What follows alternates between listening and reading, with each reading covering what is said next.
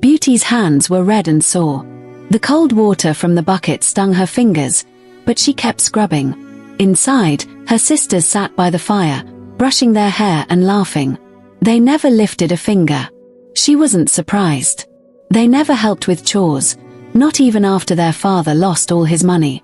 A year ago, they had been rich. They had lived in a grand house, bought expensive dresses, and gone to parties. But then, their father's business failed. His last ship, full of goods meant for trade, sank at sea. Just like that, they had nothing. The big house was sold. So were the fine furniture and jewels. The only thing left was a small, run-down house in the countryside. There, Beauty did all the work while her sisters complained. One day, their father came home from town, looking excited. "One of my lost ships has returned," he said. "It's not much, but I will have enough money to buy us some things. What would you like?" "A new dress," said the eldest sister. "A pair of embroidered shoes," said the middle sister. Beauty wiped her hands on her apron. "Just a rose," she said. Her sisters scoffed. "A rose?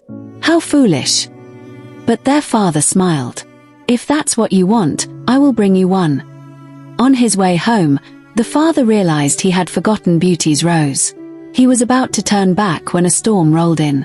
Rain poured down in heavy sheets, soaking him to the bone. Through the darkness, he saw lights ahead. A large house stood in the middle of the woods, its windows glowing.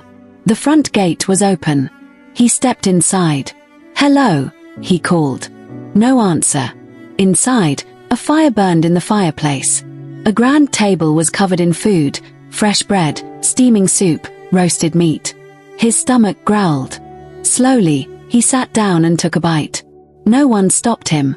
After eating, he found a bedroom and fell asleep.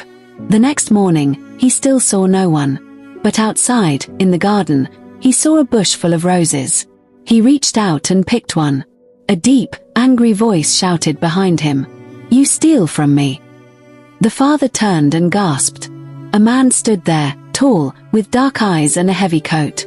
His voice was cold. I didn't mean any harm," the father stammered.